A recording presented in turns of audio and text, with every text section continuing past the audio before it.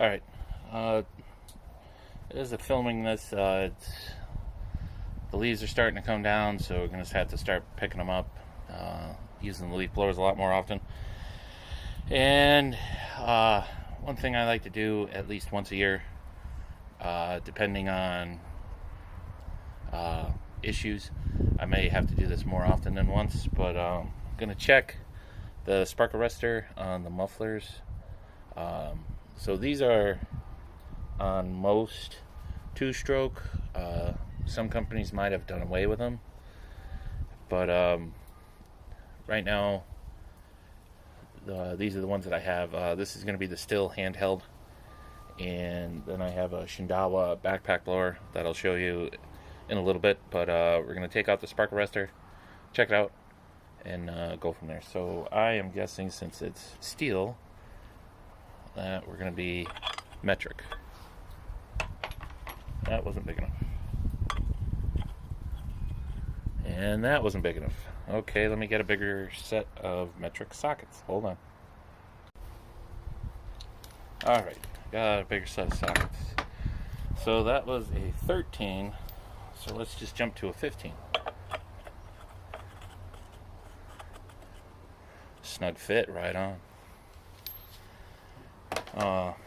So depending on the age of your machine and who makes it, the spark arrestor might be like a screen, which I think the Shindawa has. I don't know, that's going to be the first time for that Shindawa. But this handheld I've done a couple of times. So it'll kind of run bad. Oh, don't know how well that's showing up, but come on. Well, you can kind of see through it, so it's just dirty a little bit just from the exhaust. It's not clogged. Like, if it was clogged, you wouldn't be able to see through it. I know you can kind of see some daylight through it. I mean, that's the screen. So on other ones that the people said it was running terrible and everything like that, you wouldn't be able to see any daylight through it. It is an EPA safety thing, you know, and that's a whole, you know, EPA and everything like that. Let's not get there. It is a safety thing. Can you run these without it? Yes, but they are louder, and I'm not recommending it, since we've all heard that gas leaf blowers are, you know, one of the big targets for arguments as of late in the news. So, you know, we'll just leave that alone. But just like anything else, if you start to clog up the exhaust, anything's going to run bad. So, I mean, this isn't terrible. I'll just do it, clean it up anyways. You could spray this off with some cleaner. Then the whole thing is you just got to get it dry before putting it back on there, because you don't want, obviously, a flammable fluid on there. I would use a propane torch, but pro tip, make sure you have propane for your little propane torch to work. It's a pro tip. Anyways, I'm going to get a grill lighter and show you how to just clean it with that. Okay, so let me go get that grill lighter and bring you right back.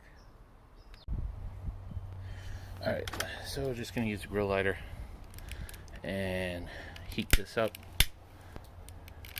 That's if it'll light.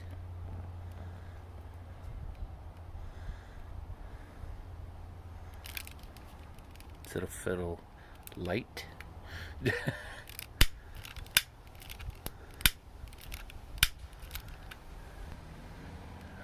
Yeah. The wind's blowing it out. Let me go get a windproof one. Okay, when your windproof lighter can't be found, wire brush.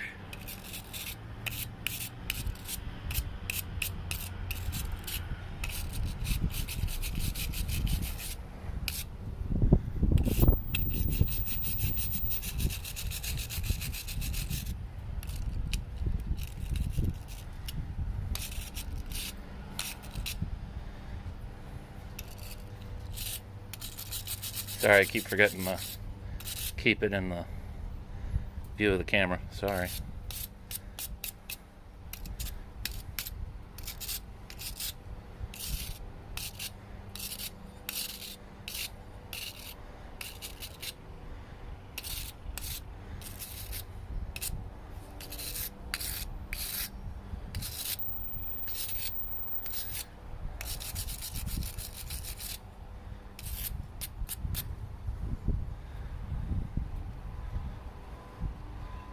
I don't know how well the camera's gonna show it, but that looks a lot cleaner.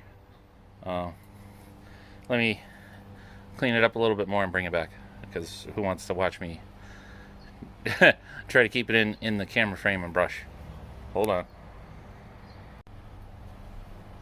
Alright. So it cleaned up. There was a little bit on it, but not terrible.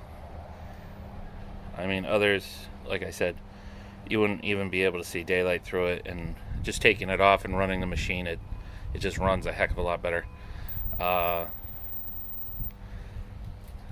So I'm gonna put this back on. This one's pretty simple. It just goes right back in, and you tighten her down. Now the muffler can get clogged as well, since that little screen can only catch so much. It will eventually back up into the muffler, and the muffler can get clogged itself. So if you do clean this and it still doesn't have a change in performance, it's still running bad, then you might have to take the muffler off and replace the whole muffler, because the muffler will just be clogged. Now, there are some claims to using different mixes, different additives, bottled mixed fuel, whichever brand of that bottled fuel you want to use. I've used the OEM mixes, and it gets kind of expensive, and I'm using Opt or OPTI or IT-2. I've had good success with it. Recently I found out that AMS oil, the AMS oil, AMS oil, has a 2-stroke mix that you can buy, and they claim that the spark arrestor that I just checked, or the muffler screen is another name for this, stays clean, and the combustion chamber stays clean, and the spark plug stays clean longer, is their claim. I personally haven't used it yet. The plug on that you just, the screen, spark arrestor, whatever you want to call it, that I just took out, that I believe it was a year ago that I had cleaned it. So that, what you saw is, I believe, a year. Don't hold me to it, but I think it's been at least 11 months, maybe 12, maybe more. I think I just did it last year. Anyways, so it doesn't clog up terrible. I haven't used anything besides the OEM oil and that OPI 2. Those are the only ones that I can claim on, and others that people are throwing them out, or somebody sees me working and they just ask, because I have the same blower, the problems that they have, and it ended up being that little screen was clogged, and they cleaned it after telling them, hey, go check it out. They cleaned it, and they said it ran fine.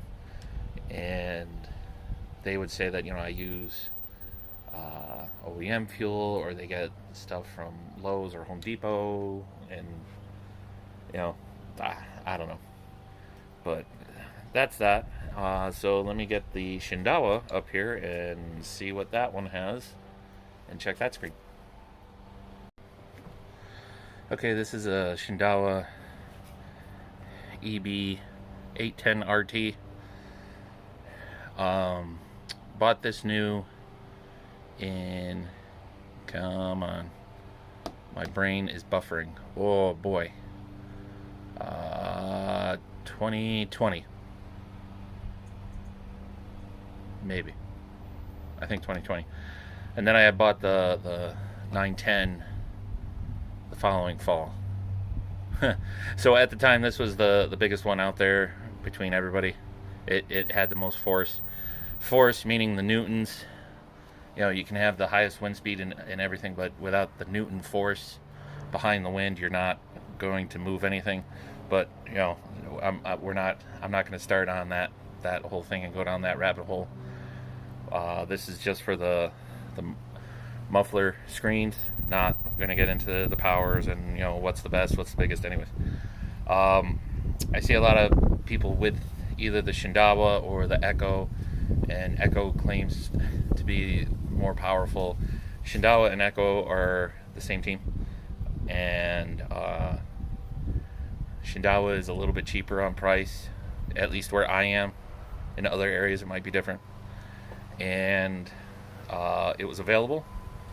The dealership that stocks them had it, and that's why I went with it. So if you want to talk about brands, it was available and I went with it. So there you go. So I've had this since new. I have never checked the screen on it, and we're going to look at it just now because obviously don't need to, don't have to. Yeah, look at it. So this is going to be a screen one. There's the screw right there, and it's just going through and pinching the screen down on the exhaust. So there's a hole on the side. So let me find out what kind of fastener it is. It looks like a Torx or Star, whatever you want to call it. So let me find the right size and bring it right back when I have the right size and go from there. Alright, found the right size. And is it even labeled on this? Haha. So it's a Torx. Come on the screen. Whoa. A Torx Focus T27. If you have the same model and you're trying to diagnose what's wrong with it, or you're just trying to maintain it. T27. Did I say 27 before or 26? It's a 27. So if I said 26, sorry. So let's crack it off here. Now, no smoke, no mirrors, no David Copperfield. We're just gonna check this together for ourselves. And oh, got a little burnt on the end there. Keep it in the camera. But not bad. So, oh, sorry. Oh, glare. So it shoots out that little, sorry about the glare. I only have so many hands. So it comes out this, where's my other finger? Whoa. So it comes out right there. So,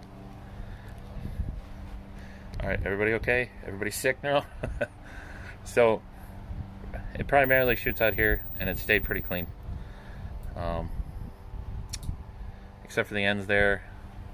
I mean, that might be weathering on the right there, but that's where the screw is, so not really sure. Usually when I run the backpacks, it's during spring and fall cleanups, and the handheld, that I primarily use on maintenance jobs and small little projects that I don't need a backpack blower for, or you're just trying to either not have to bring another vehicle or bring your trailer on a job. So the handheld comes in handy for that. Actually, while I'm talking to you, I'm gonna clean that. So that's why I have the handheld, and that one, like even for mowing, you know, you start it up, you blow off the curb, edge, driveway, any sidewalks, So it's really, short, quick, lightly idling, light throttle, mostly idling type of work. But when I run the backpack blowers, you start them up and you're using them for a while, usually full throttle, either blowing out leaves out of garden beds, under trees, driveways, anywhere like that. They pick it up with the vacuums on the mowers or blow them into the woods, into a pile, stuff like that. So the short run sometimes clogs them up a little bit more, but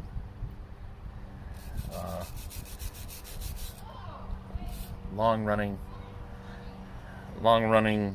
equipment, I tend to not see them get clogged up. But if they do a lot of idling and a lot of short work where they don't get hot enough, that's where I've seen it go bad.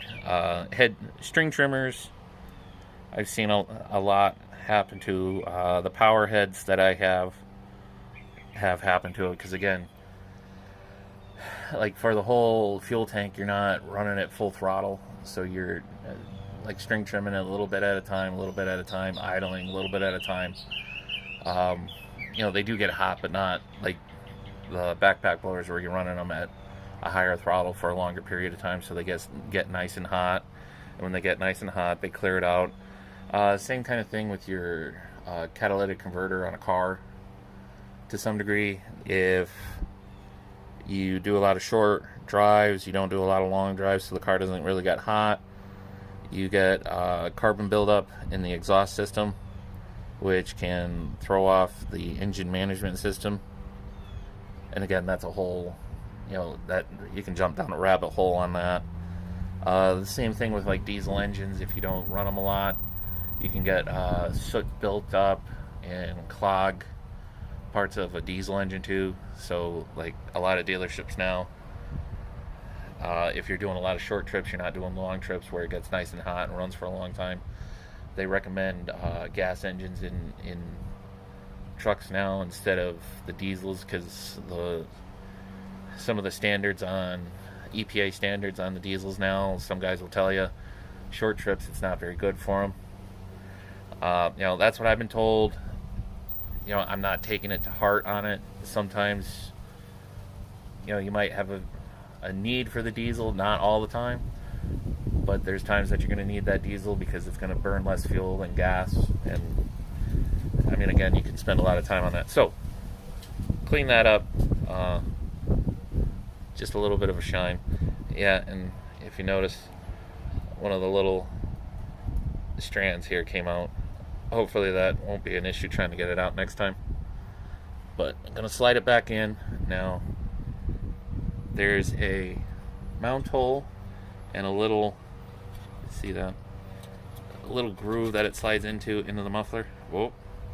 Focus. I move it back in. Try to line up the hole. And give me a minute and let me kind of try to put that screw back in. Let me see if I can do it with you guys watching me. Don't make me nervous and drop this. I don't want to drop it and lose it forever. Wow, look at that. Got it first try. No, just kidding. The magic of editing. I made it look like I did it in the first try. Isn't editing wonderful? It makes it seem like, hey, I could do a patio in a half a day. Yeah, there you go. Anyways, let's get back on track. All right, back in. Now, again, it depends on your manufacturer, how old your machine is, as to how it's going to mount. To be honest, what I've experienced is on the handheld, that like little plug or perforated plug of a screen, I've only seen on Stihl's handheld units. I did have a Stihl backpack blower that had a screen like this backpack. The power heads that I have from Steel have a screen, I think. Yes.